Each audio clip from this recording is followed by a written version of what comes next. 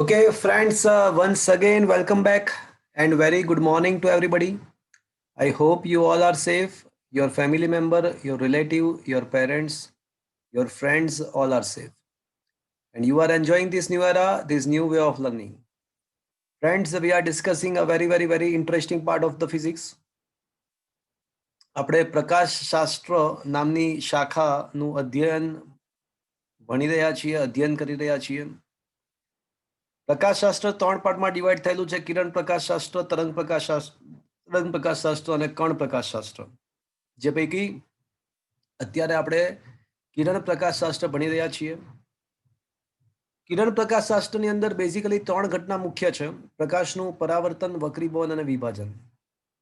એ પૈકી આપણે પ્રકાશના પરાવર્તન સાથે સંકળાયેલી ઘટનાઓ સંપૂર્ણપણે ડિસ્કસ કરી. એના પર આધારિત ઘણા બધા દાખલાઓ પણ ડિસ્કસ કર્યા.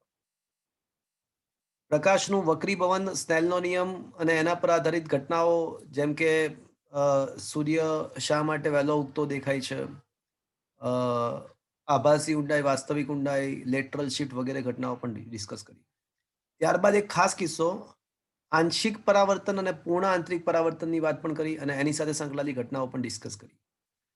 લાસ્ટ લેક્ચરની અંદર આપણે બે માધ્યમને છૂટી પાડતી સપાટી જો વક્ર હોય તો એવા સંજોગોમાં વક્રીભવન થઈ અને કઈ રીતે પ્રતિબિંબ રચાય એની આપણે ડિસ્કશન કર્યું હતું. વક્ર સપાટી વડે થતું વક્રીભવનની થિયરી ખૂબ જ અગત્યની, 4 માર્ક્સનો પ્રશ્ન ગણી શકાય, બોર્ડમાં પૂછાઈ શકે છે, ખૂબ જ મહત્વનો. આ ચેપ્ટરની અંદર તમને ખબર છે કે બોર્ડની એક્ઝામમાં 9 માર્ક્સનું વેઇટેજ ધરાવે છે. એમાંથી 5 MCQ પૂછાવાના છે અને એક પ્રશ્ન 4 માર્ક્સમાં પૂછાવાનો છે. મિત્રો, તમે થોડું સ્માર્ટ વર્ક કરવું જોઈએ. તમને પેપર સ્કીમ અનુસંધાનમાં એવું રિયલાઇઝ થઈ જવું જોઈએ કે ભાઈ આટલા ક્વેશ્ચન 4 માર્ક્સમાં આવવાની સંભાવનાઓ છે. સો જે લાસ્ટ લેક્ચરમાં આપણે ચલાવ્યું હતું વક્ર સપાટી વડે થતું વક્રીભવન, એ 4 માર્ક્સમાં આવવાની સંભાવનાઓ ઘણી બધી વધારે છે. ચલો, કોઈને યાદ છે સૂત્ર શું હતું એનું? -n1/u + n2/v = n2 - n1/r. Very good. જે માધ્યમમાંથી કિરણ આવે છે એને આપણે n1 કહીએ છીએ અને જે માધ્યમમાં કિરણ દાખલ થાય છે એને η2 કહીએ છીએ. તો -η2 - n1/u charging -η2 -n1/u + η2/v = η2 - η1/r એ આપણે જાણીએ છીએ. તો મિત્રો, હવે આપણે એ જ ઘટના, એ જ વાતનો ઉપયોગ કરીને લેન્સ માટેના સૂત્રો સાબિત કરીશું. મિત્રો, લેન્સની જે થિયરીઓ છે એ આ વક્ર સપાટી સાથે સંકળાયેલી હોય એ સ્વાભાવિક છે, કારણ કે લેન્સની અંદર શું હોય તો બે વક્ર સપાટીઓ હોય, બે વક્રીભવનકારક વક્ર સપાટી હોય. એટલે લેન્સ વડે જ્યારે પ્રતિબિંબ રચાશે ત્યારે વક્ર સપાટી વડે 2 વખત વક્રીભવન થશે. એક ક્વેશ્ચન એક્સ્ટ્રા મેં મારા નોટ્સની અંદર છેલ્લે આપ્યો છે, જે તમારા ટેક્સ્ટ બુકમાં તો નથી આપ્યો, પણ તમારી સહુલિયત ખાતર તમને સમજ પડે એવા હેતુથી એક એક્સ્ટ્રા ક્વેશ્ચન્સ મેં નોટ્સમાં આપેલો છે સૌથી છેલ્લે. જરાક જો તમારી પાસે નોટ્સ હોય તો એ ક્વેશ્ચન ખોલો. તો એમાં લેન્સ કોને કહેવાય, કયા પ્રકારના લેન્સ હોય એની વાત લખી છે. શું તમારા મોબાઈલની સ્ક્રીન પર તમને આ ક્વેશ્ચન નંબર 47 દેખાઈ રહ્યો છે મિત્રો? હા સર. તો લેન્સ કોને કહેવાય? તો બે વક્રીભવનકારક વક્ર સપાટીઓ વડે ઘેરાતા અને પ્રતિબિંબ રચી શકે તેવા પારદર્શક માધ્યમને, તેવા ઉપકરણને લેન્સ કહે છે. બે વક્રીભવનકારક વક્ર સપાટીઓ વડે ઘેરાયેલા પારદર્શક અવકાશને લેન્સ કહે છે. તો તમે જોઈ શકો છો કે આ બે વક્ર સપાટીઓ, બે વક્રીભવનકારક સપાટીઓ છે, એના વચ્ચે કંઈક ઘેરાય છે. આ પારદર્શક અવકાશને જ લેન્સ કહેવાય. અલગ અલગ પ્રકારના લેન્સ હોઈ શકે. જેમ કે તમે જો લેન્સ નંબર 1 છે, એમાં બંને સાઈડથી તમે ચાહે આ સાઈડથી દેખો કે આ સાઈડથી દેખવામાં આવે, તમને કેવી સપાટી દેખાશે મિત્રો બંને સાઈડથી? હા, એટલે અંતર્ગોળ કે બહિર્ગોળ? બહિર્ગોળ. બહિર્ગોળ. તો આને દ્વિબહિર્ગોળ અથવા સાદો બહિર્ગોળ લેન્સ કહેવાય. આ સાઈડ તમે જુઓ તો એક સાઈડ બહિર્ગોળ છે અને એક સાઈડ સમતલ છે, તો આવા લેન્સને સમતલ બહિર્ગોળ લેન્સ કહેવાય. આની એક બાજુથી તમે દેખો તો બહિર્ગોળ દેખાય છે, એક બાજુથી દેખાતા અંતર્ગોળ દેખાય છે, તો આને મેનિસ્કસ વાળો લેન્સ કહેવાય. એક સાઈડથી તમે દેખી શકો તો અંતર્ગોળ, એક સાઈડથી બહિર્ગોળ, અને મેનિસ્કસ સાથેનો લેન્સ કહેવાય. આમાં જો આ સાઈડથી પણ અંતર્ગોળ છે, આ સાઈડથી પણ અંતર્ગોળ, તો આને દ્વિ અંતર્ગોળ અથવા સિમ્પલ શબ્દમાં અંતર્ગોળ લેન્સ કહેવાય. અને આમાં એક સાઈડ તમે જોઈ શકો છો કે સમતલ છે, એક સાઈડ અંતર્ગોળ છે, એટલે આને સમતલ અંતર્ગોળ લેન્સ કહેવાય. એટલે અલગ અલગ પ્રકારના લેન્સ કે ટાઈપના હોય એ બધું મેં અહીંયા બતાવ્યું છે. લેન્સનું જે ભૌમિતિક કેન્દ્ર છે, લેન્સનું જે ભૌમિતિક કેન્દ્ર છે એને લેન્સનું ઓપ્ટિકલ કેન્દ્ર કહેવાય. યાદ રાખજો મિત્રો, લેન્સના કિસ્સામાં સંજ્ઞા પદ્ધતિ એવી છે કે બધા જ અંતરો ક્યાંથી નક્કી કરવાના? સી કોઈ પણ અંતર નક્કી કરવું હોય તો ક્યાંથી નક્કી કરવાના? લેન્સના ઓપ્ટિકલ સેન્ટરથી બધા જ અંતરો નક્કી કરવા. બધા જ અંતરો લેન્સના ઓપ્ટિકલ કેન્દ્રથી નક્કી કરવાના. સર આ મેનિસ્કસ નો ક્યાં હોય ઓપ્ટિકલ કેન્દ્ર? એટલે જો તમારે કોઈ પણ લેન્સનું ભૌમિતિક કેન્દ્ર ને લેન્સનું ઓપ્ટિકલ કેન્દ્ર કહેવાય. હવે ક્વેશ્ચન એવો થાય કે સાહેબ લેન્સનું ભૌમિતિક કેન્દ્ર કઈ રીતે શોધવાનું? તો લેન્સનું ભૌમિતિક કેન્દ્ર આ રીતે શોધવાનું કે આટલો જે ભાગ છે ને એને વ્યાસ તરીકે લઈને અહીંયા વર્તુળ દોરવાનું, અને વર્તુળનું જે કેન્દ્ર હોય આપણું ઓપ્ટિકલ કેન્દ્ર. Is that clear? આટલો જે ભાગ હોય એને વ્યાસ તરીકે લઈ અને વર્તુળ વિચારવાનું, અને વર્તુળનું જે કેન્દ્ર હોય લેન્સનું ઓપ્ટિકલ કેન્દ્ર, આ રીતે વિચારવાનું હોય. Is that clear? હા સર. Yes sir. તો મિત્રો, લેન્સના ઓપ્ટિકલ કેન્દ્ર અને મુખ્ય કેન્દ્ર વચ્ચેના અંતરને એની કેન્દ્ર લંબાઈ કહેવાય. હું તમને એવું સાબિત કરી આપીશ કે બહિર્ગોળ લેન્સ માટે એફ ધન. યાદ રાખજો મિત્રો, બહિર્ગોળ લેન્સ ચલો બતાવી દઉં ચલો. તો હું તમને બતાવી દઉં છું કે બહિર્ગોળ માટે છે ને એફ ધન લેવાનો હોય, અંતર્ગોળ માટે એફ ઋણ લેવાનો હોય, એવું તમને બતાવી દઉં.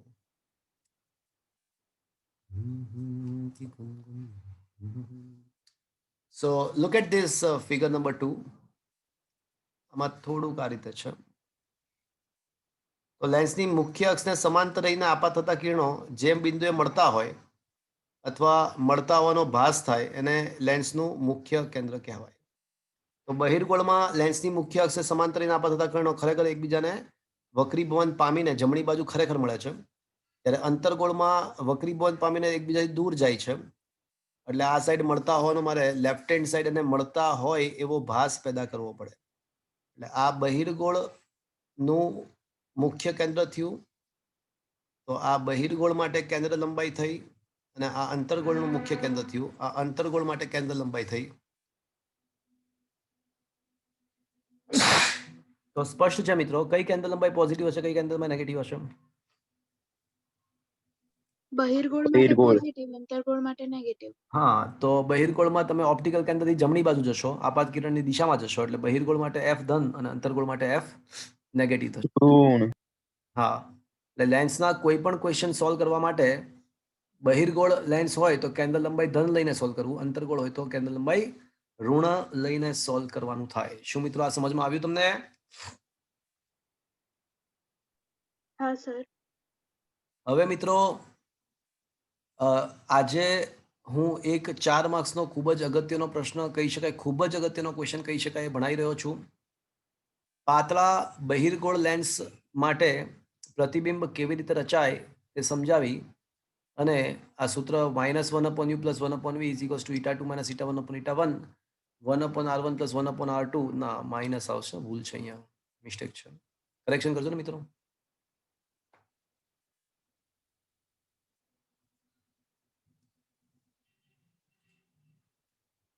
તો -1/u + 1/v = η2 - η1/η1 1/r1 - 1/r2 સાબિત કરો અને લેન્સ મેકર્સ સમીકરણ પણ મેળવો. 4 માર્ક્સનો ખૂબ જ અગત્યનો ક્વેશ્ચન. તો મિત્રો, હું છે ને આખું વ્હાઇટ બોર્ડમાં જ તમને ભણાવું છું. શું તમારા મોબાઈલની સ્ક્રીન પર વ્હાઇટ બોર્ડ જેવું દેખાય છે મિત્રો? હા સર. તો ક્વેશ્ચન શું છે મિત્રો? ક્વેશ્ચન એવો છે કે લેન્સ માટે સાબિત કરો કે minus eta 1 minus 1/u plus 1/v is equals to eta 2 minus eta 1/1 1/r1 minus 1/r2 આવું સાબિત કરવાનું છે તથા લેન્સ મેકર્સ સમીકરણ તારવો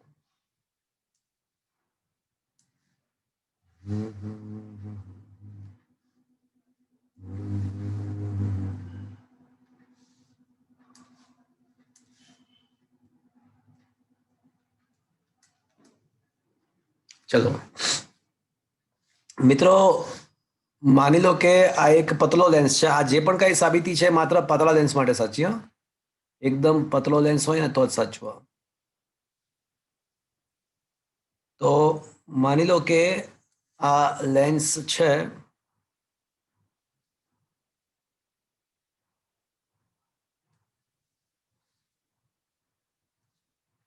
શું મિત્રો મારો અવાજ તમને બરાબર સંભળાઈ રહ્યો છે યસ ઓર નો હા સર તો આ એક પતલો લેન્સ છે અને આ લેન્સની કેન્દ્ર મુખ્ય અક્ષ કેન્દ્રમાંથી ઓપ્ટિકલ કેન્દ્રમાંથી પસાર થતી મુખ્ય અક્ષ છે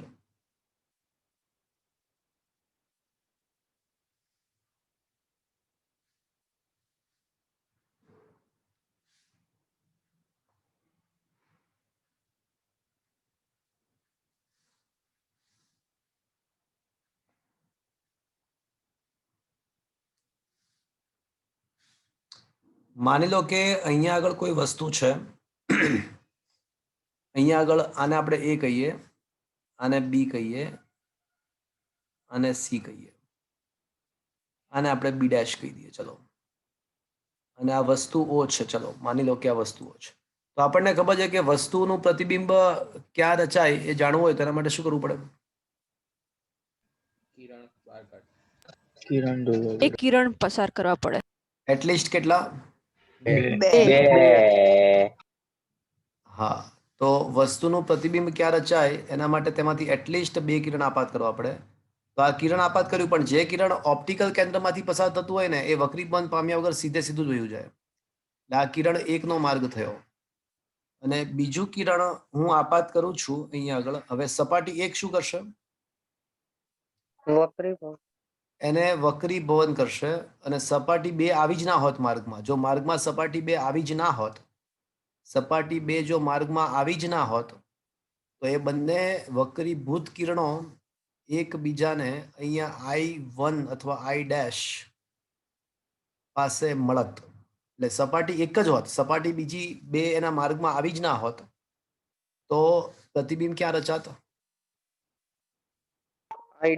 ડેશ પર I ડેશ પર રચાઈ શકત પણ માર્ગમાં બીજી સપાટી છે એટલે એકવાર ફરીવાર વક્રીભવન થઈ જશે એકવાર ફરીવાર વક્રીભવન થશે અને એ ફાઇનલી પ્રતિબિંબ ફરીવાર વક્રીભવન થવાને કારણે એ ફાઇનલી પ્રતિબિંબ I ડેશ ના બદલે કોઈ I બિંદુ પાસે રચાશે એટલે છેલ્લે બંને ખરેખર વક્રીભૂત કિરણ એકબીજાને અહીંયા મળશે એટલે અહીંયા ફાઇનલ પ્રતિબિંબ રચાશે શું મિત્રો આ સમજમાં આવ્યું હા સર આ જે અંતર છે એને આપણે શું કહીશું મિત્રો યુ યુ ચલો ધારો કે આ જે અંતર છે એને આપણે વી ડેશ કહીએ વી ડેશ સપાટી 1 વડે રચાતું પ્રતિબિંબ કઈ ફાઇનલ પ્રતિબિંબ નથી સપાટી 2 વડે રચાતું પ્રતિબિંબ છે ને ધેટ ઇઝ ધ ફાઇનલ પ્રતિબિંબ આ જે છે શું બનશે મિત્રો આ પ્રતિબિંબ અંતર વી શું મિત્રો આ સમજમાં આવ્યું હા સર હવે છે ને એક કામ કરીએ આપણે છે ને પહેલા સપાટી 1 નો વિચાર કરીએ માત્ર અને પછી સપાટી માત્ર 2 નો વિચાર કરીએ અને બંને માટે સૂત્ર વિચારીશું લેન્સની આજુબાજુનો વક્રીભવનાંક ઈટા 1 છે અને લેન્સનો પોતાનો વક્રીભવનાંક ઈટા 2 છે લેન્સનો પોતાનો વક્રીભવનાંક η2 છે. સૌથી પહેલા માત્ર સપાટી એક જ છે એવો વિચાર કરો. જસ્ટ ઇમેજિન ઓનલી સપાટી એક. સૌથી પહેલા છે ને આપણે સપાટી ABC વિચારીશું, સપાટી ABC માટે.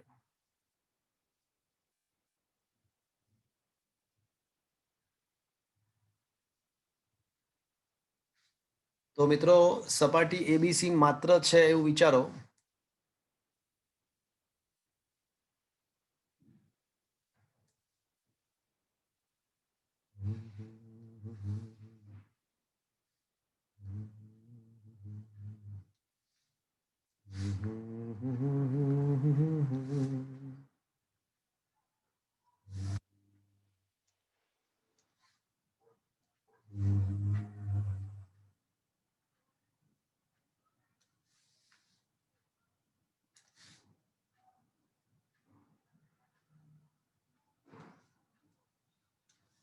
ચલો માત્ર અત્યારે સપાટી એક જ છે એવું વિચારીએ ને આ મુખ્ય અક્ષ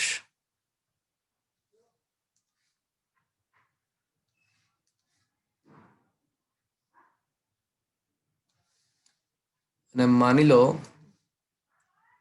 કે અહીંયા આગળ વસ્તુ ઓલી છે એની જ વાત, વસ્તુઓ છે. તો બે કિરણ આપાત કરીશું.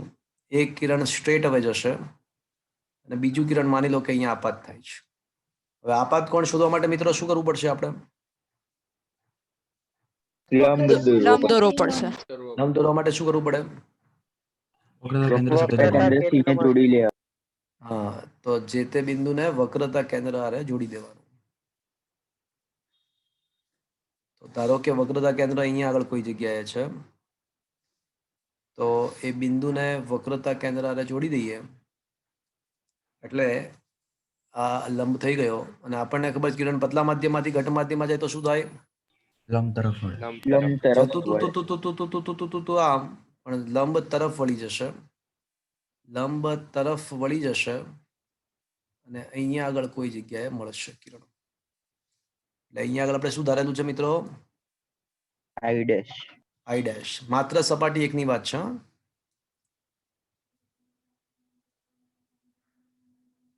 ચલો આ યુ, આ વી ડેશ અને સપાટી એકની વક્રતા ત્રિજ્યા ધારો કે R1 છે. સપાટી એકની વક્રતા ત્રિજ્યા ધારો કે R1 છે. ઓકે ફ્રેન્ડ્સ, ચલો હવે આના માટે ઓલું સમીકરણ વાપરો. વક્ર સપાટી વડે થતું વક્રીભવન, વક્ર સપાટી વડે થતું વક્રીભવનનું સૂત્ર વાપરો.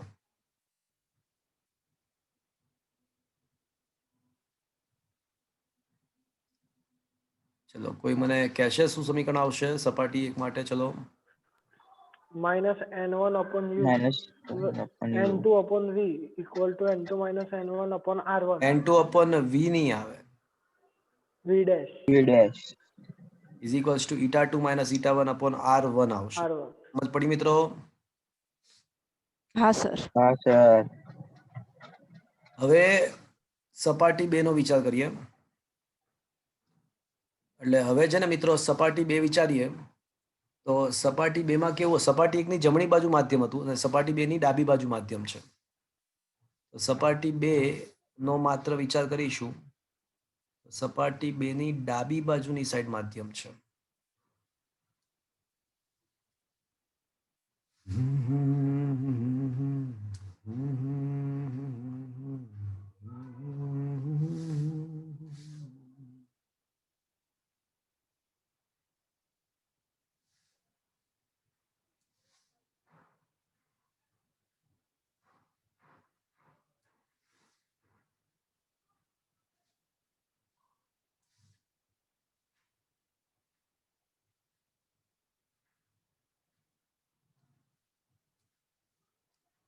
ઓકે, હવે મિત્રો સપાટી 2 માં કિરણ કઈ રીતે દેખો? હવે એની ઓલી આપણે એની અક્ષ દોરી નાખીએ પહેલા.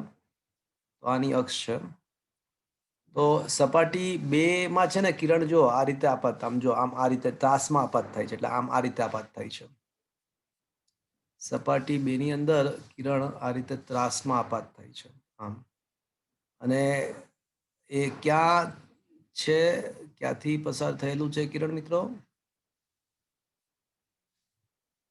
તો ક્યાંથી પસાર થયેલું છે કિરણ? કોઈ કહેશે? બોલો આ કયું બિંદુ હતું? I dash. I dash. Very good. So this is the I dash. એટલે એવું કહી શકાય કે સપાટી 1 વડે જે પ્રતિબિંબ રચાય છે ને એ સપાટી 2 માટે શું બનશે ખબર છે? આભાસી વસ્તુ બનશે. સપાટી 1 માટે જે પ્રતિબિંબ I dash છે એ સપાટી 2 માટે આભાસી વસ્તુ જેવું કામ કરશે, કારણ કે લંબાવી પડ્યું છે ડોટ ડોટ ડોટ કરીને, એટલે આભાસી વસ્તુ જેવું થયું આ. તો સપાટી 1 વડે રચાતું પ્રતિબિંબ એ સપાટી 2 માટે આભાસી વસ્તુ છે, અને એકવાર ફરીવાર વક્રીભવનની ઘટના ઘટશે, અને વક્રીભવનની ઘટના ઘટ્યા બાદ વક્રીભવન પામી અને ફાઇનલ કિરણ અહીંયા આગળ મળશે. Is that clear friends? તો આજે મળશે, શું મળશે મિત્રો? I. આ V ગણાશે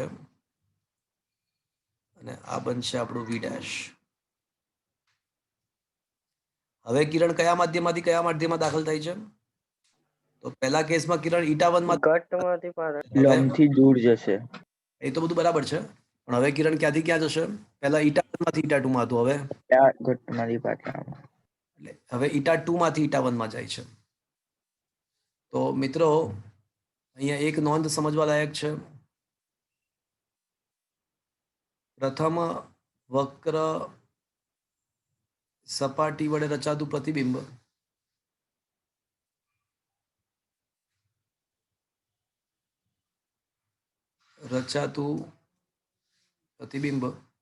હા લંબથી દૂર જાય જ છે મિત્રો. તમે વિચાર કરશો ને તો જો લંબ ક્યાં મળશે તમને, જો એ પણ બતાવી દો. લંબથી દૂર એક છોકરો બોલ્યો ને એટલે હું બતાવું છું. ચલો બાકીના કઈ બતાવે?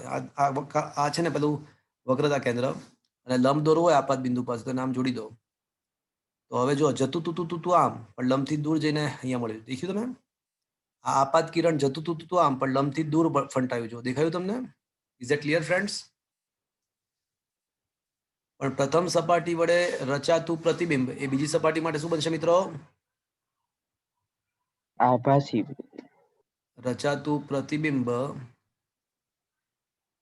એ આપાત કિરણ બીજી સપાટી માટે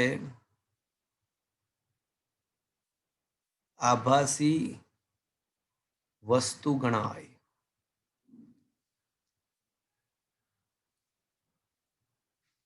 ચલો હવે સપાટી આ મેઇન છે.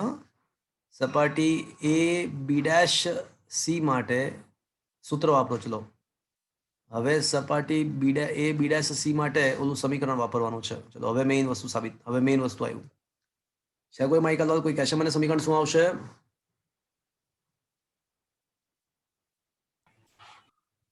ચલો આ -n1/u + એક મિનિટ. હિત બોલે છે ને? કોણ બોલે છે?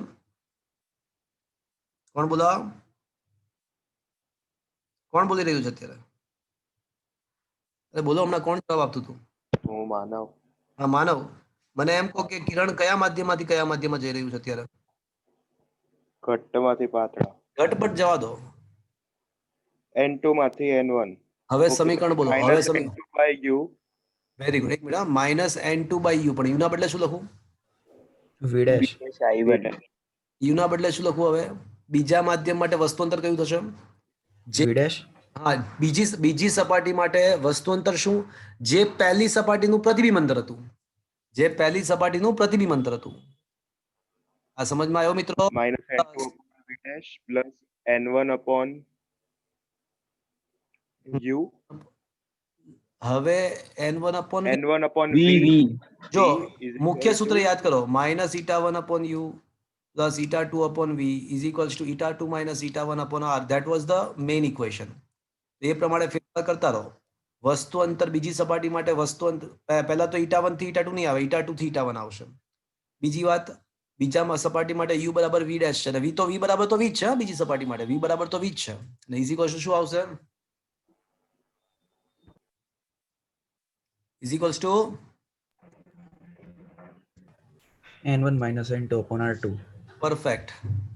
n1 minus n2 upon r2. શું મિત્રો આ સમજમાં આવ્યો? હા સર. આ બાબત સમજમાં આવી મિત્રો?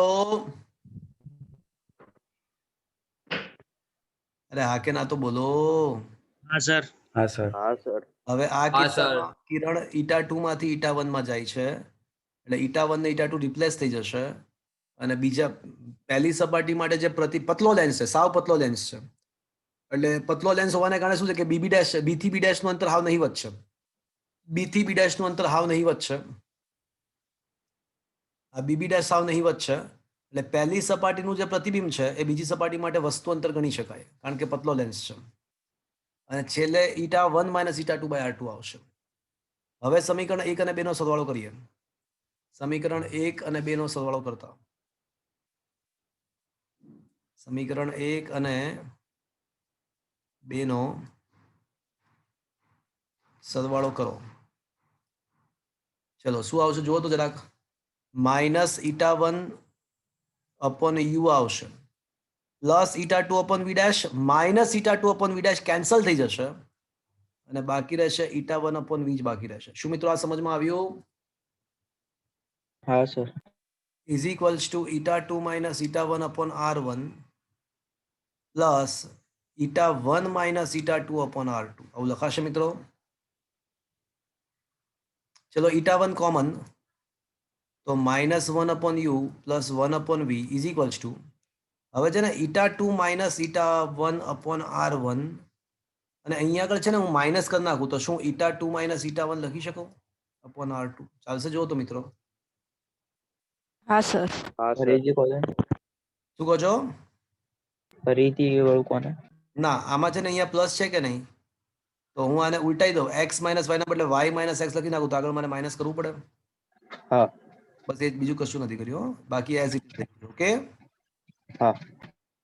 તો હવે -1 upon u plus 1 upon v, અને જમણી બાજુ છે ને eta2 minus eta1 ને કોમન લઈ લઉં છું, તો બાકી રહેશે 1 upon r1 -1 upon r2, અને ડાબી બાજુ જે eta1 હતું ને ગુણાકારમાં, એ આના છેદમાં નાખી દઉં તો ચાલશે મિત્રો?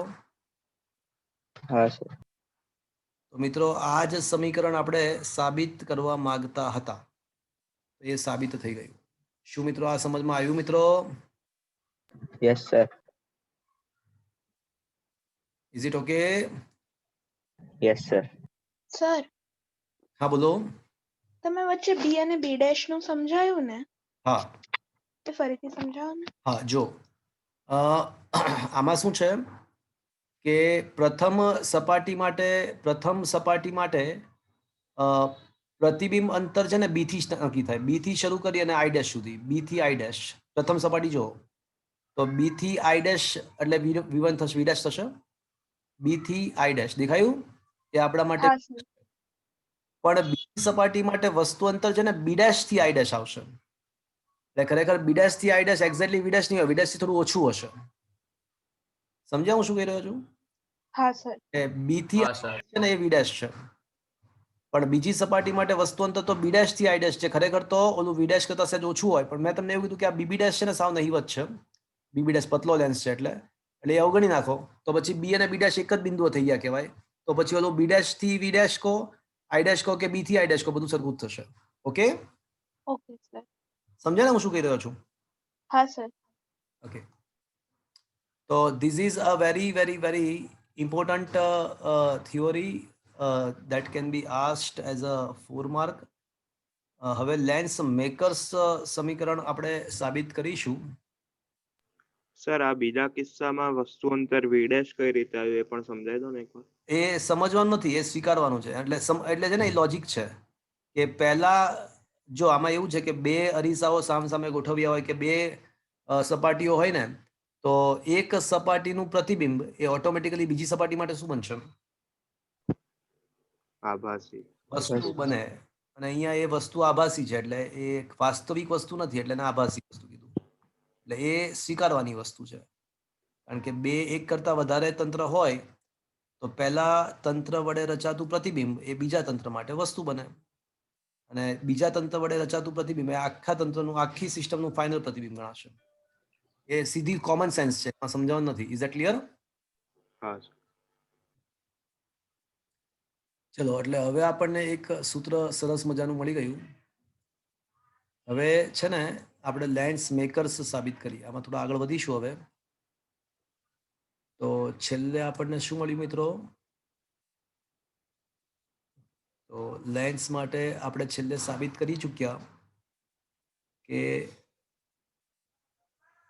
લેન્સ માટે આપણને એવું મળ્યું કે -1/u plus 1/v is equals to eta2 minus eta1 upon eta1 1/r1 minus 1/r2. Okay, આવું આપણે સાબિત કર્યું.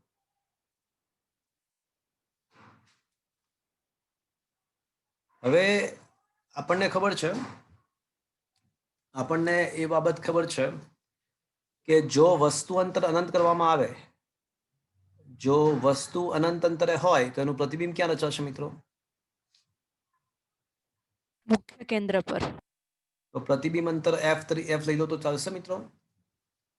વસ્તુ જો અનંત અંતરે હોય, અનંત અંતરે રહેલી વસ્તુનું પ્રતિબિંબ આપણને ખબર છે કે જેને મુખ્ય કેન્દ્ર પર રચાય. મુખ્ય કેન્દ્ર F પર. વસ્તુ અંતર અનંત લઉં તો પ્રતિબિંબ અંતર મારે f લેવું જોઈએ, હા કે ના? કેન્દ્ર લંબાઈ જેટલું લેવું જોઈએ, યસ ઓર નો? હા. હા તો હા. ઉપરયુક્ત સમીકરણમાં u અનંત કરીએ તો v ના બદલે મારે f લખવું પડે, તો લખ્યું. v ના બદલે f લખવું પડે તો એ મેં લખ્યું. અને જમણી બાજુ તો યથાવત eta2 minus eta1 upon eta1 1/r1 minus 1/r2. 1 અનંત તો મિત્રો શૂન્ય હોય, 1 અનંત તો શૂન્ય હોય મિત્રો.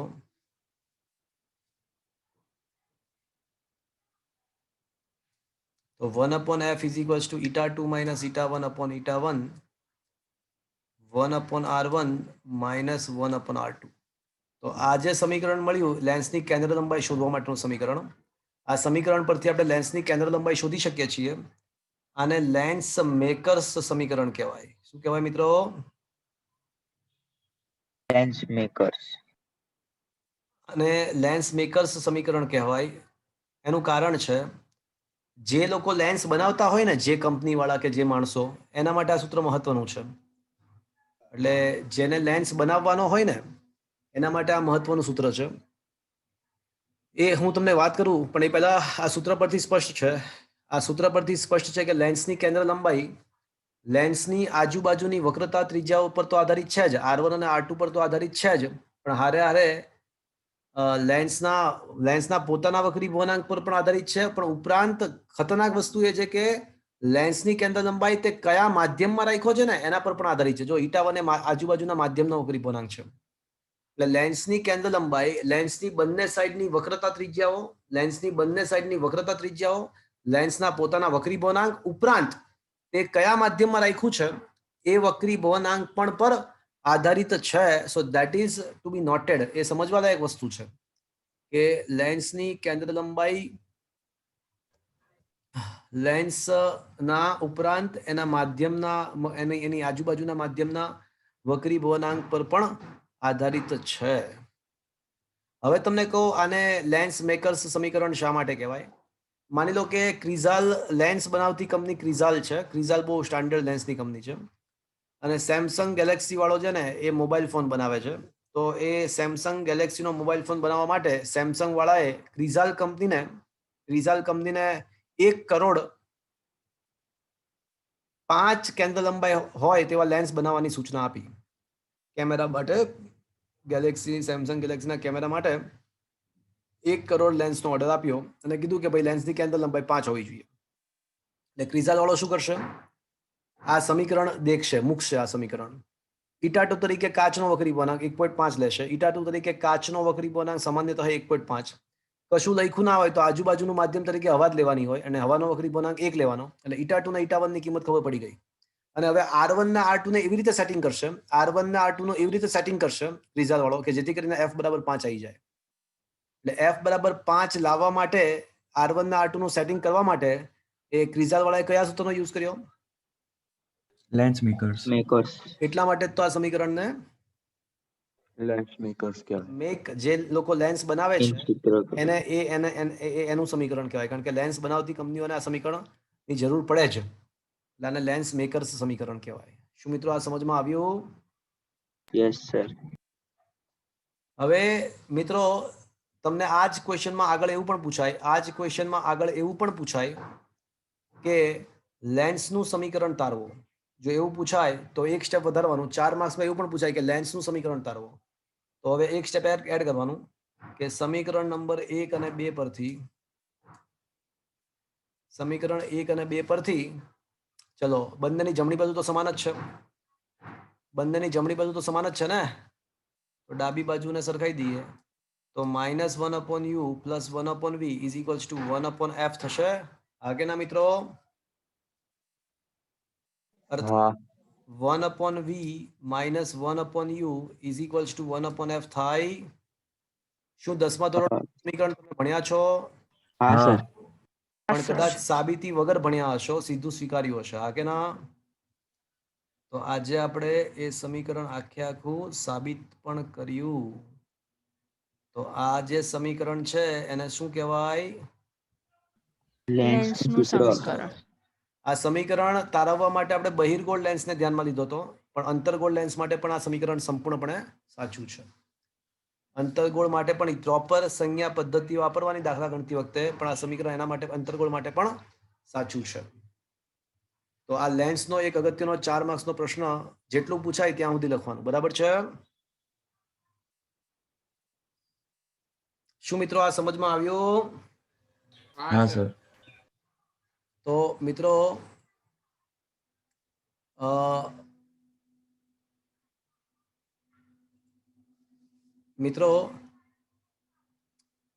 ક્વેશ્ચન નંબર 23 પૂછાય તો લેન્સ મેકર સુધી લખવાનું, અને એવું પણ શક્ય છે કે 24મો સર આમાં ઉપર નીચે 2 સ્ટેપ આપેલા છે અલગના. શું કહો છો? લેન્સ મેકર્સ માં જે નીચેના જે 2 સ્ટેપ છે ને એ કેવી રીતે કોઈ કરવાના લખવાના? હા, હું શું બોલું છું સાંભળો. ક્વેશ્ચન નંબર 23 ની અંદર લેન્સ મેકર્સ સુધી જ પૂછ્યું છે, તો લેન્સ મેકર્સ આવી જાય એટલે પતી ગયો ક્વેશ્ચન. પણ ક્વેશ્ચન નંબર 24 ની અંદર પાતળા લેન્સનું સમીકરણ મેળવો.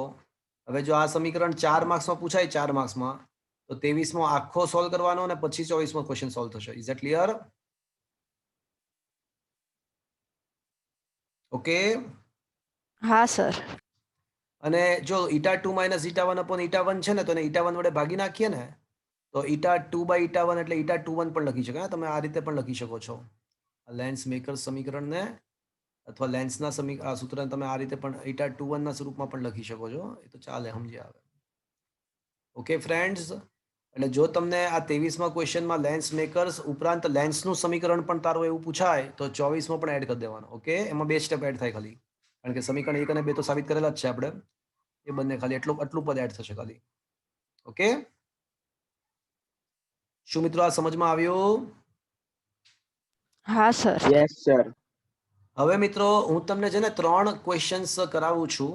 અલગ અલગ કોમ્પિટિટિવ એક્ઝામિનેશન્સની અંદર મેં આ 3 ક્વેશ્ચન્સ બહુ બધી વખત, lots of time I had seen this 3 questions. તો એ ક્વેશ્ચન તમે સમજજો જરાક, બહુ મજા આવશે, સાંભળજો. તો હું 3 ક્વેશ્ચન્સ તમને હવે અહીંયા આગળ સમજાવીશ. એ ત્રણેય ક્વેશ્ચન્સ વારંવાર ફ્રિકવન્ટલી અલગ અલગ કોમ્પિટિટિવ એક્ઝામિનેશન્સની અંદર મેં દેખેલા છે. થોડુંક સમજજો, વિચારજો, સારું રહેશે.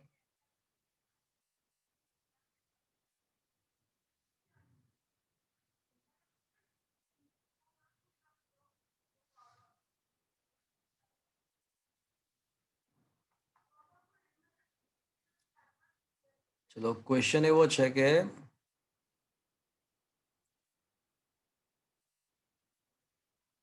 એક લેન્સ કે જેનો વક્રી પૂર્ણાંક 1.5 છે ની હવા જેનો વક્રી પૂર્ણાંક 1 હોય, હવામાં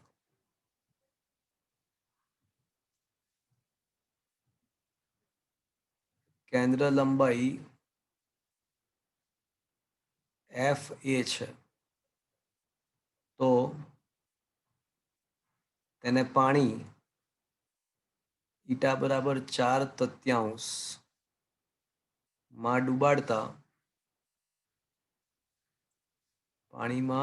ડુબાડતા તેની કેન્દ્ર લંબાઈ કેટલી?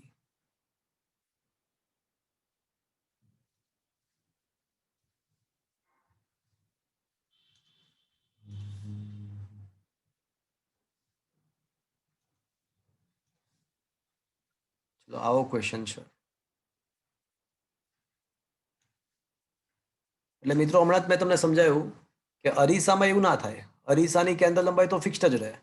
અરીસાની કેન્દ્ર લંબાઈની વક્રતા ત્રિજ્યા કરતા અડધી જ હોય. f બરાબર r/2 અરીસા માટે. પણ કમબખત લેન્સમાં એવું છે કે એની કેન્દ્ર લંબાઈ કયા માધ્યમમાં તમે રાખો છો ને એના પર પણ આધારિત છે. માધ્યમ બદલાવી નાખો તો લેન્સની કેન્દ્ર લંબાઈ બદલાઈ જાય. અરીસામાં એવું ના થાય. એટલે અરીસાની કેન્દ્ર લંબાઈ ને માધ્યમ સાથે કોઈ લેવા દેવા જ નથી, પણ લેન્સને છે. ચલો કેન્દ્ર લંબાઈનું સૂત્ર આપણને ખબર છે કે કેન્દ્ર લંબાઈ શોધવા માટેનું સૂત્ર શું છે? તો 1/f = η2 - η1 upon η1 1/r1 - 1/r2. એટલે એક કામ કરીએ, પહેલા હવા માટે વિચારીએ. માની લો કે હવાના માધ્યમમાં છે તો 1/f r એટલે હવામાં કેન્દ્ર લંબાઈ f r છે ને, f a છે. η2 એટલે લેન્સનો વક્રી પૂર્ણાંક. લેન્સનો વક્રી પૂર્ણાંક તો 1.5 છે તરીકે હવા છે એટલે η1 તરીકે 1 1/r1 - 1/r2. તો 1/f r 1.5 માંથી 1 જાય એટલે 0.5. 0.5 એટલે 1/2. 1/f r = 1/2 1/r1 - 1/r2. સમીકરણ નંબર 1. ચલો હવાની વાત પતી ગઈ. હવે કોની વાત કરીશું મિત્રો? પાણીની. પાણી. હા, એટલે આપણા ઘરમાં કોઈ આપણે મહેમાન આવે તો નથી કહેતા હવા પાણી લેશો એમ. ચા પાણી હોય. ચા મોંઘી પડે ને. તો 1/f વોટર = શું આવશે મિત્રો? η2 - η1. η2 તરીકે તો 1.5 એટલે 3/2 જ છે. η1 તરીકે હવે શું લઈશું મિત્રો? 4/3. હા, 4/3 અને છેદમાં પણ 4/3. 1/r1 - 1/r2. તો આ થઈ જશે 1/f વોટર. 3 તેરી 9, 4 દુ 8, 9 માંથી 8 જાય તો 1 થાય અને છેદમાં 2 તારી 6 અને અહીંયા 4/3 તો છે જ. બાકી રહેશે 1/r1 - 1/r2. 3 દુ 6, 4 દુ 8 તો 1/f વોટર બરાબર 1/8 1/r1 - 1/r2. ચલો સમીકરણ નંબર 1 અને 2 નો ગુણોત્તર લો તો સમીકરણ નંબર 1 ભાગ્યા 2 કરીએ તો 1/f air upon 1/f water. તો એ આવશે 1/2 upon 1/8. બાકી તો આ r વાળું તો બધું ઉડી જશે. તો મિત્રો આનો મતલબ કે છેદનો 1/4. તો f water upon f air f water upon f air is 4. 4 આવશે. તો મતલબ શું થયો કે પાણીની અંદર કેન્દ્ર લંબાઈ હવામાં જે કેન્દ્ર લંબાઈ હતી એના કરતા 4 ગણી. પાણીની અંદર કેન્દ્ર લંબાઈ હવામાં જે કેન્દ્ર લંબાઈ હતી એના કરતા 4 ગણી થઈ જશે. તો મિત્રો આપણને એક શોર્ટકટ શીખવા મળ્યો. લેન્સને જો તમે હવામાંથી પાણીમાં લઈ જાઓ તો કેન્દ્ર લંબાઈ કેટલા ગણી થઈ જાય? 4 4 ગણી. 4 ગણી. પણ એ માત્ર ક્યારે સાચું? આ માત્ર ત્યારે જ સાચું જ્યારે લેન્સનો વક્રી ભવનાંક 1.5 હોય અને પાણીનો વક્રી ભવનાંક 4/3 હોય તો જ આ સાચું. પાણીનો વક્રી ભવનાંક 4/3 લેવામાં આવે તો જ આ સાચું. Is it okay friends? 5/3 તો 5 ગણી થઈ જાય. અલા એ ગણજે ને, હવે એવું ના થાય, તું ગણજે બરાબર, આ જે પ્રમાણે મેથડ કરી ને એ પ્રમાણે ગણજે. 5/3 માટે 5 ગણી ના થાય, હા, ગણતરી કરવી પડે. ઓકે, થોડી ના તિરાશી બધે માંડવાની હોય. ઓકે, ચલો બીજો ક્વેશ્ચન. એક સમાન બહિર્ગોળ લેન્સ વક્રીભવનાંક 1.5 માટે કેન્દ્ર લંબાઈ f અને વક્રતા ત્રિજ્યા r વચ્ચેનો સંબંધ. તો સમાન બહિર્ગોળ લેન્સ છે મિત્રો, એના માટે મારે કેન્દ્ર લંબાઈ f અને વક્રતા ત્રિજ્યા r વચ્ચેનો સંબંધ મારે તારવવો છે. સમાન બહિર્ગોળનો મતલબ શું થયો? તો બોલે તો બંને સાઈડની વક્રતાઓ એકદમ સમાન હોય. સમાન બહિર્ગોળનો મતલબ એવો થયો કે બંને સાઈડની વક્રતાઓ એક્ઝેક્ટ સરખી હોય. તો એવો જે લેન્સ હોય ને એને સમાન બહિર્ગોળ લેન્સ કહેવાય. તો આમાં તમે દેખો કે લેફ્ટ હેન્ડ સાઈડની વક્રતા R1 અને રાઈટ સાઈડની વક્રતા R2 એક્ઝેક્ટ સરખા છે. જો પણ મિત્રો, જે લેફ્ટ હેન્ડ સાઈડની જે વક્રતા છે એનું કેન્દ્ર કઈ તરફ આવશે? લેફ્ટ હેન્ડ સાઈડની વક્રતાનું કેન્દ્ર કઈ તરફ આવશે? જરાક જુઓ તો, વિચારો તો જરાક. લેફ્ટ હેન્ડ સાઈડની વક્રતાનું કેન્દ્ર કઈ તરફ આવશે? કોઈ કહેશે? એનું વર્તુળ પૂરું કરો તો જરાક કાલ્પનિક. તો એનું જો વર્તુળ પતાવવામાં આવે તો એનું કેન્દ્ર કઈ તરફ ગોઠવાશે મિત્રો? એનું વક્રતાનું જમણી બાજુ. જમણી બાજુ, એટલે C1 આ સાઈડ આવશે. તો R1 નક્કી કરવા માટે તમારે ઓપ્ટિકલ કેન્દ્ર જમણી બાજુ જવું પડે કે ડાબી બાજુ જવું પડે? જમણી બાજુ. જમણી બાજુ. R1 બરાબર પ્લસ R કે minus R? Plus plus R. Plus R. Plus R. Plus બીજી બાજુની જે વક્રતા છે R2, બીજી બાજુની જે વક્રતા છે R2, તો એનું જે કેન્દ્ર તમારે વિચારવું હોય તો એનું વર્તુળ તમે બનાવશો તો કંઈક ડાબી બાજુ બનશે. એનું વર્તુળ તમે બનાવવાનો પ્રયત્ન કરશો તો એ વર્તુળ તમારું ડાબી બાજુ બનશે. તો એનો મતલબ કે એનું વક્રતા કેન્દ્ર છે ને, એનું વક્રતા કેન્દ્ર તમારે નક્કી કરવું હોય તો ડાબી બાજુ જવું પડે. તો ડાબી બાજુ જાઓ તો ઓપ્ટિકલ કેન્દ્રથી ડાબી બાજુ જાઓ તો ધન ગણવું જોઈએ કે ઋણ ગણવું જોઈએ? ઋણ. ઋણ. ઋણ ગણવું જોઈએ.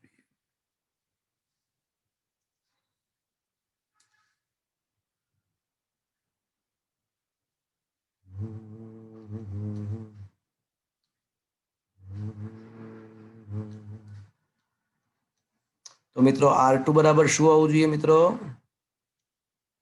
નેગેટિવ. Minus R.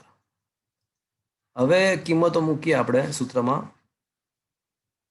હવે સૂત્રમાં કિંમતો મૂકી દઈએ કે 1/f is equals to η2 minus η1 η2 તરીકે 1.5. કશું લખ્યું ના હોય એટલે ઓટોમેટિકલી માધ્યમ તરીકે શું લેવાનું?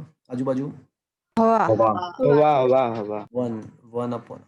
1/R1 તરીકે પ્લસ R અને માઇનસ 1/R2 તરીકે minus R. Is that clear friends? તો 1/f બરાબર, ચલો 1.5 માઇનસ 1 એટલે 0.5, 0.5 બરાબર એટલે 1/2 અને 1/R minus minus plus 1/R એટલે 1/R પ્લસ 1/R એટલે 2/R એટલે 1/2 ઇન્ટુ 2/R. બગડું કેન્સલ, R. R આવશે. 1/f બરાબર 1/R, તો f બરાબર R થશે મિત્રો. તો આ હા સર. સમાન બહિર્ગોળ માટે f બરાબર સમાન તો સમાન f બરાબર R. અને આ જ કિસ્સામાં જો સમાન અંતર્ગોળ હોત ને, સમાન અંતર્ગોળ માટે જો સાબિત કરવાનો પ્રયત્ન કર્યો હોત ને, તો તો એફ બરાબર -r સાબિત થઈ શકત, નેગેટિવ આવે. Is that clear friends? Yes sir. તો આ સમાન બહિર્ગોળ લેન્સ માટે એફ અને આર વચ્ચેનો સંબંધ મળ્યો. હજી એક ક્વેશ્ચન ભણીએ મિત્રો. સમાન અંતરગોળ માટે સોરી એ તો થઈ ગયો. સમતલ બહિર્ગોળ લેન્સ માટે એફ અને આર વચ્ચેનો સંબંધ. તો ક્વેશ્ચન એવો છે મિત્રો કે સમતલ બહિર્ગોળ માટે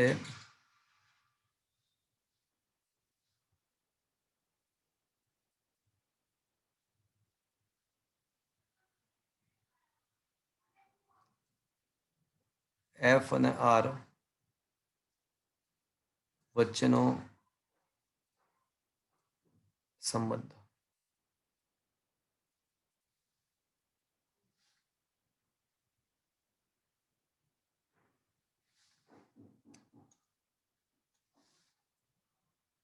મિત્રો એક સાઈડ સમતલ છે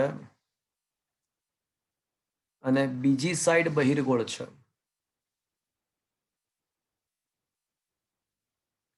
ચલો તો કોઈ મને કહેશે આ કેસમાં R1 બરાબર શું આવશે? આ છે એ R1 છે. ઇન્ફાઇનાઇટ. પરફેક્ટ. તો R1 બરાબર ઇન્ફાઇનાઇટ અને R2 બરાબર શું આવશે મિત્રો? -r. -r. Very good.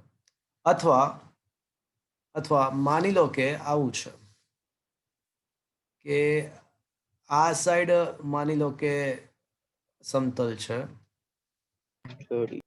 અને આ સાઈડ થી માની લો કે બહિર્ગોળ છે.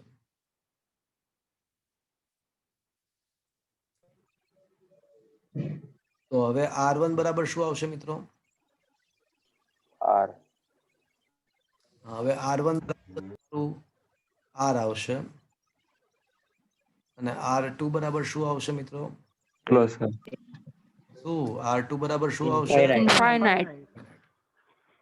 ચલો આ ગમે તે ઇન્સર્ટ તમે લેન્સને આ રીતે મૂકો કે ઊંધો મૂકો, હું એવું સાબિત કરી આપીશ કે બંને કિસ્સામાં આન્સરમાં કોઈ ફરક નહીં પડે. એટલે આના ઉપરથી એવું પણ સાબિત થઈ ગયું કહેવાય કે આપણે લેન્સને કોઈ પણ રીતે ગોઠવીએ પ્રતિબિંબના સ્થાનમાં કોઈ જ ફેરફાર નથી પડતો.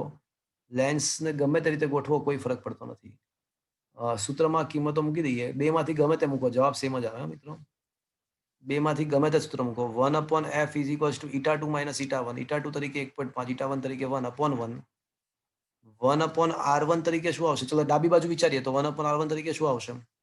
ઇન્ફાઇનાઇટ. -1/r2 તરીકે -r. અથવા જમણી એટલે આટલાનો આન્સર શું આવશે જુઓ તો આ સંજોગોમાં 1/f 1.5 - 1 એટલે 0.5 માંથી 1 જાય તો 1.5 માંથી 1 જાય તો 0.5 અને જવાબ આવશે -1/r આવી જશે. અચ્છા ચલો આને કરતા ઉલટું હોત તો બીજું વિચાર્યો તો આ જમણી બાજુની કિંમત મૂકો તો R1 બરાબર R અને R2 બરાબર અનંત તો પણ શું આવત? 1/r. આ જ આવત. ઉપરથી એવું સાબિત થઈ ગયું કે લેન્સ વડે રચાતું પ્રતિબિંબ લેન્સની ઓર્ડર, લેન્સના ક્રમ, વક્રતાના ક્રમ પર આધારિત, વક્રતા ત્રિજ્યાઓના ક્રમ પર આધારિત નથી. ગમે તે રીતે ગોઠવો એફમાં કોઈ ફરક, કેન્દ્ર લંબાઈ બદલાતી નથી એટલે પ્રતિબિંબનું સ્થાન પણ બદલાતું નથી. પણ 1.5 એટલે 1/2 એટલે 1/2r થશે. તો આમ સાબિત થાય છે કે સમતલ બહિર્ગોળ માટે f = 2r આવશે.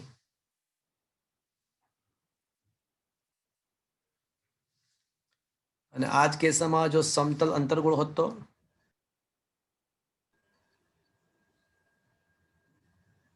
-2r. અંતર્ગોળ માટે એવું સાબિત થઈ જાત કે f બરાબર -2r. શું મિત્રો આ સમજમાં આવ્યું? Yes sir. એટલે મહેરબાની કરીને આ સ્ક્રીનશોટ તમને મોકલાવું તો તમે મહેરબાની કરીને આ 3 ક્વેશ્ચન તમારા નોટ્સની અંદર વ્યવસ્થિત રીતે લખી નાખજો. બહુ બધી કોમ્પિટિટિવ એક્ઝામિનેશન્સની અંદર મેં આના જેવા અથવા સેમ ક્વેશ્ચન દેખેલા છે. તો શું મિત્રો આ 3 ક્વેશ્ચન સમજમાં આવ્યા? હા સર. અને એક નોંધવાલાયક વસ્તુ એ છે, એક બીજી પણ નોંધવાલાયક વસ્તુ છે કે અરીસા માટે પાછું શું હતું? R/2 f બરાબર. હા એ પણ ધ્યાન રાખવું પાછું. Is that okay? Yes sir. તો friends very interesting topic we are discussing right now. તો આપણે લેન્સ જઈ ગઈ. કઈ કહેવું છે? તો લેન્સ મેકર્સ સમીકરણ અને લેન્સ ની માટેનું સૂત્ર -1/v -1/u + 1/v = 1/f આપણે સાબિત કર્યું. આજે થોડા દાખલાઓ પણ ગણીશું મિત્રો. શું તમારા મોબાઈલની હા તો થઈ ગયો સર હવે. તમારા મોબાઈલની સ્ક્રીન પર તમને ન્યુમેરિકલ્સના નોટ્સ દેખાઈ રહ્યા છે મિત્રો? Yes sir. હા સર. ઓકે. તો મિત્રો તમે લોકો ઉદાહરણ નંબર આપણે 1 થી 5 સુધી ડિસ્કસ થઈ ગયું છે મારા ખ્યાલથી. ઉદાહરણની અંદર 1 થી 5 આ પાંચમો પતી ગયો છે કે બાકી છે? જો તો મિત્રો થઈ ગયો. પતી ગયો છે. થઈ ગયો છે, થઈ ગયો છે. હા, ઉદાહરણ નંબર 6 પર આવો. શું મિત્રો ઉદાહરણ નંબર 6 ની રકમ તમારા મોબાઈલની સ્ક્રીન પર તમને દેખાઈ રહી છે? હા સર. હા સર. તો 20 સેન્ટીમીટર વક્રતા ત્રિજ્યા અને 1.5 વક્રી ભવનાંક વાળી કાચની બહિર્ગોળ સપાટી પર વડે મિત્રો બહિર્ગોળ સપાટી વડે રચાતું પ્રતિબિંબ. તો આ તો વક્ર સપાટી છે ભાઈ. તો આ તો વક્ર સપાટી વડે રચાતા પ્રતિબિંબની વાત છે. તો વક્ર સપાટી વડે રચાતું પ્રતિબિંબ, તો એના માટેનું સૂત્ર શું હતું મિત્રો? -n1/u + η2/v = η2 - η1/r. Very good. હવે -η1 ની કિંમત જો હવે વક્ર સપાટીના જે માધ્યમમાંથી કિરણ એન્ટર થયું હોય ને એ η1 વાળો માધ્યમ કહેવાય. તો η1 વાળું માધ્યમ કયું આવશે મિત્રો? હવા. હવા. એટલે -1/u. u તરીકે વસ્તુ અંતર કેટલા અંતરે છે મિત્રો? તો એટલે -100. પણ શુડ બી ટેકન બધા અંતર છે ને અહીંથી નક્કી કરવાના, આ બિંદુથી. તો તમારે ડાબી બાજુ જવું પડશે વસ્તુ નક્કી કરવા માટે. હા કે ના? હા -100. θ2 તરીકે 1.5. 1.5. પ્રતિબિંબ ક્યાં રચાય એ તો શોધવાનું છે. અને 1.5 -1 અને r તરીકે +20 લખું કે -20 લખું? +20. બહિર્ગોળ સપાટી છે તેનું વક્રતા કેન્દ્ર જમણી બાજુ આવશે એટલે +20 આવશે. સંજ્ઞા પદ્ધતિનો ખાસ ધ્યાન રાખવાનો મિત્રો. અંતર્ગોળ સપાટી હોત ને તો જો આ દાખલામાં અંતર્ગોળ સપાટી આપે -20 સર. તો -20 લખ્યું હોત. Is that clear friends? હા સર. બસ હવે તો કિંમત તો મૂકી દીધી, હવે ખાલી જવાબ જ લાવવાનો છે. કરશો કે કરાવવું છે? હવે ગણતરી કરાવું કે થઈ જશે સર. થઈ જશે ને મિત્રો? નાખો ને સર આટલું કરી નાખ્યું તો ભાઈ. શું બોલે છે તું? હા, શું કરવું છે મિસ્ટર પાંડે? ડિસ્ટર્બ કેમ કરે છે? ના સમજ પડી તો સમજાવું, બોલ. થોડી કમેન્ટ્સ ના કર. શું આ ક્વેશ્ચન પર જાતે કરી શકો મિત્રો તમે? હા સર. Yes sir. યસ.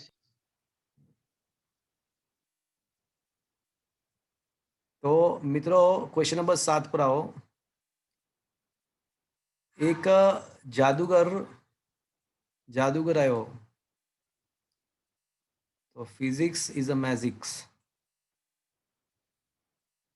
તો એક જાદુગર તેના પ્રોગ્રામમાં 1.7 વક્રી ભવનાંક વાળા કાચના એક લેન્સને એક ગ્લાસમાં પ્રવાહી ભર્યું છે અને એ પ્રવાહીની અંદર લોકોને એમ લાગે કે પાણી છે. એટલે પાણીની અંદર લોકોને એમ લાગશે કે પાણીમાં લેન્સ નાખ્યો તો એ પાણીમાં જેવો લેન્સ નાખશે ને ગાયબ થઈ જશે, જાદુ થઈ જશે. તો આવું કેવી રીતે પોસિબલ થયું? તો મિત્રો આપણે કોઈ વસ્તુને દેખી ક્યારે શકીએ છીએ? જ્યારે વસ્તુમાંથી પરાવર્તન પામીને અથવા વક્રીભવન પામીને કિરણો આપણી આંખમાં આવ્યા હોય તો. એ કિરણો પરાવર્તન કે વક્રીભવન પામીને આવે તો આપણી આંખને આપણને દેખાય વસ્તુ. હવે અહીંયા અરીસો તો છે નહીં, માધ્યમ છે. તો આપણને વસ્તુ લેન્સ ને પ્રવાહીમાં નાખતા લેન્સ ક્યારે ના દેખાય? જો વક્રીભવનની ઘટના જ ના થાય તો. વક્રીભવનની ઘટના ક્યારે ના થાય? જ્યારે માધ્યમ બે અલગ અલગ માધ્યમ ના હોય, એક જ માધ્યમ હોય તો એક જ માધ્યમમાં વક્રીભવન ના થાય. તો એનો મતલબ કે પ્રવાહીનો વક્રીભવનાંક કેટલો હોવો જોઈએ તો પછી? 1.47. 1.47. એટલે હવે ખબર પડી મેજિકમાં ટ્રીક શું હતી? એટલે માણસે લોકોને એમ લાગે કે પાણી ભર્યું છે, પણ એવું પાણી નહોતું ભર્યું. એને શું કર્યું હશે? એવું પ્રવાહી ભર્યું હશે કે જેનો વક્રીભવનાંક 1.47 હશે. એટલે એમાં 1.47 વક્રીભવનાંક વાળું પ્રવાહી ભર્યું છે અને એની અંદર 1.47 વાળો લેન્સ નાખો તો વક્રીભવન થવાનું બંધ થઈ જાય એટલે આપણને લેન્સ દેખાશે નહીં. અને આ પ્રવાહી કાચ.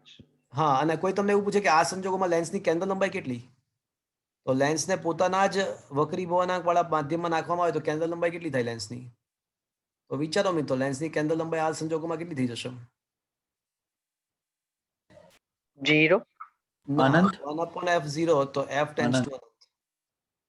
η1 બરાબર η2 થાય તો 1/f0 થાય તો f ટેન્ડ્સ ટુ અનંત થઈ જાય. સમજમાં આવ્યું મિત્રો? હા. શું આ પ્રવાહી પાણી હોઈ શકે? શું આ પ્રવાહી પાણી હોઈ શકે? હા કે ના? ના. કારણ કે પાણી માટે તો વક્રી ભવનાંક લગભગ કેટલો છે? 1.33 છે. 1.33 છે. અને અહીંયા કેટલાની વાત છે? 1.47 છે. એટલે બીજા ક્વેશ્ચન આન્સર ના આવશે. આયા બાદ સમજ में મિત્રો? Is it okay? હા સર. ચલો, ક્વેશ્ચન નંબર 7 MCQ માટે છે, પણ તમને ખ્યાલ આવ્યો આ બધું જાદુ શું થયું બધું? વાંચજો. ક્વેશ્ચન નંબર 8 માં 3 પ્રશ્ન છે. 8 ની અંદર 3 પ્રશ્ન છે. એક તો લેન્સનો પાવર શોધવાનો છે. લેન્સના પાવરની થિયરી ચલાવવાની બાકી છે, પણ કદાચ 10મા ધોરણમાં તમને ખબર હશે કે 1 કેન્દ્ર લંબાઈને જ લેન્સનો પાવર કહેવાય. તો 1 બરાબર f આપણને 0.5 આપ્યું છે, તો 1/f એટલે 1/0.5 એટલે 2 ડાયોપ્ટર આવશે. એટલે પહેલા ક્વેશ્ચનમાં કશું નથી. બીજો ક્વેશ્ચન, એક બહિર્ગોળ સપાટીઓની ત્રિજ્યા 10 અને 15 છે. બહિર્ગોળ લેન્સની બંને સાઈડની વક્રતા ત્રિજ્યાઓ 10, 15 આપેલી છે, અને વક્રી ભવનાંક પૂછ્યો છે, કેન્દ્ર લંબાઈ એની કેન્દ્ર લંબાઈ આપેલી છે. ચલો મિત્રો, સૌથી પહેલા આપણને ખબર છે કે 1/f = શું આવશે? η2 - η1 upon η1, 1/r1 - 1/r2. હા કે ના? પણ મિત્રો મને વિચારીને કહેજો. ચલો, આ સાઈડ છે એ r1 છે અને આ સાઈડ r2 છે. તો r1 બરાબર શું આવશે મિત્રો? પ્લસ પ્લસ r ના બદલે +10 લખવું પડશે હવે. અને r2 બરાબર શું આવશે મિત્રો? -10. -10 શું કામ ભાઈ? એવું કીધું છે કે 10 છે બંને સાઈડની સમાન છે એવું કીધું? -15. -15. Is that clear? Yes. અને બહિર્ગોળ લેન્સની કેન્દ્ર લંબાઈ તો ધન જ હોય, એટલે કેન્દ્ર લંબાઈ પ્લસ. બહિર્ગોળ લેન્સ છે તો કેન્દ્ર લંબાઈ +12. તો હવે કિંમતો મૂકીશું. f ના બદલે 12, η2 શોધવાનો છે, η1 કશું લખ્યું ના એટલે ઓટોમેટિકલી કોઈ માધ્યમ લેવાનું આજુબાજુ? વાહ. 1. અને 1/r1 તરીકે 10 માઇનસ પ્લસ થઈ જશે 1/15. શું મિત્રો હવે આગળ કરાવું કે ચાલશે? ચાલશે સર. ચલો કરી નાખીએ. ઓલો પાંડે પાછો બોલ ના કરે. તો 1/10 + 1/15, 3/30 + 2/30. 3 વડે ગુણ્યું 3 વડે ભાગ્યું, 2 વડે ગુણ્યું 2 વડે ભાગ્યું, 3/30, 2/30, 5/30. 5/30 એટલે 1/6. 6×12 એટલે 1/2 બરાબર n-1. તો η બરાબર 1 + 1/2, 3/2, 1.5. Is that clear friends? આયા બાદ હા સર. ચલો, આનો ત્રીજો પ્રશ્ન. ચલો, ત્રીજો પ્રશ્ન તમને ઓલરેડી મેં કરાવી નાખ્યો છે. એક લેન્સ 1.5 વક્રી ભવનાંક ધરાવે છે અને હવામાં કેન્દ્ર લંબાઈ 20 છે, તો પ્રવાહીમાં પાણીમાં ડૂબાડવામાં આવે તો કેન્દ્ર લંબાઈ કેટલા ગણી થાય? 4 ગણી. 4 4 ગણી ગણી છે. થાય. તો 20 નું 4 ગણું શું આવશે? 80. પણ એક્ઝેક્ટ 80 નહીં આવે, કારણ કે પાણીનો વક્રી ભવનાંક કેટલો લીધો છે? 1.33. અને 4 તૃતીયાંશ કરો ને તો 1.33 થાય. 4 તૃતીયાંશ એક્ઝેક્ટ 1.33 ના આવે, 1.33 આવે. એટલે આમાં છે ને પાણીનો વક્રી ભવનાંક 4 તૃતીયાંશ લઈએ ને આપણે તો એક્ઝેક્ટ 4 ગણી થાય. આમાં 4 ગણી કરતાં થોડી ઓછી આન્સર આવશે. 80 ના બદલે 78.2 કે એવો કંઈક આન્સર આવશે. પણ મેથડ સેમ ટુ સેમ. પહેલા હવા માટે આપણા ઘરમાં આવે તો આપણે નહીં કહેતા હવા પાણી લેશો, એટલે પહેલા હવા માટે વાત કરવાની, સમીકરણ નંબર 1. પછી પાણી માટે વાત કરવાની, સમીકરણ નંબર 2. સમીકરણ 1 અને 2 નો ગુણોત્તર લેવાનો અને પછી કિંમતો મૂકવાની. Same to same method. હમણાં કરાવ્યું હતું મેં તમને? Is it okay? આ કરાવું કે ચાલશે મિત્રો? ચાલશે સર. ચાલશે સર. આવડશે છે? ચાલશે સર. તો આ 3 ક્વેશ્ચન બહુ સરસ હતા. તો આઈ હોપ કે તમને ખ્યાલ આવ્યો હશે. સ્વાધ્યાયના હવે ઉદાહરણના 8 દાખલાઓ સુધી એનો મતલબ કે પતી ગયું. હેરો યાર 8 દાખલાઓ સુધી આપણે ડિસ્કસ કર્યું. 9મો દાખલો પણ થઈ શકે, પણ હવે જોઈ લઈએ થઈ શકે એમ છે. સ્વાધ્યાયના 1 થી 4 દાખલાઓ પતી પૂરો ચૂક્યા છીએ. ચલો છઠ્ઠો નહીં 7મા દાખલા પર આવો. સ્વાધ્યાયનો 7મો દાખલો જુઓ મિત્રો. શું તમને સ્વાધ્યાયનો 7મો દાખલાની રકમ દેખાઈ રહી છે મિત્રો? આવું તો મિત્રો શું લખ્યું જુઓ તો જરાક. 1.55 વક્રી ભવનાંક વાળા કાચ નથી લેન્સ છે. વક્રી ભવનાંક વાળા લેન્સમાંથી 20 સેન્ટીમીટર, અચ્છા ઓકે કાચ છે, કાચમાંથી 20 સેન્ટીમીટર જેટલી કેન્દ્ર લંબાઈ વાળો બહિર્ગોળ લેન્સ બનાવવામાં આવે છે. તો દ્વિબહિર્ગોળ બંને સાઈડની વક્રતાઓ સમાન છે. તો બંને વક્ર સપાટીઓની સમાન ત્રિજ્યા કેટલી? તો r શોધવાનું છે મિત્રો. આપણે સમાન બહિર્ગોળ માટે f બરાબર r એવું સૂત્ર વાપરી શકીએ, પણ ક્યારે? જો ઈટા બરાબર 1.5 હોત તો. પણ શું અહીંયા ઈટા બરાબર 1.5 છે કે નથી? નથી, એટલે આ શોર્ટકટ વાપરવો નહીં. સમાન બહિર્ગોળ માટે આપણે f બરાબર r સાબિત કર્યું છે, પણ એ તો 1.5 માટે જ સાબિત કર્યું છે. અહીંયા નહીં ચાલે. તો અહીંયા શું ચાલશે? તો કે ભાઈ બેઝિક સૂત્રથી શરૂઆત કરીશું. 𝜃2 - 𝜃1 upon 𝜃1 1 upon r1 - 1 upon r2. ચલો હવે આપણને ખબર છે કે r1 બરાબર શું લખશું મિત્રો? Plus R plus r. અને r2 બરાબર શું લખશું? માઇનસ 2/r લખી નાખું મિત્રો. 1 upon r minus plus 1 upon r. તો 2/r થઈ જશે.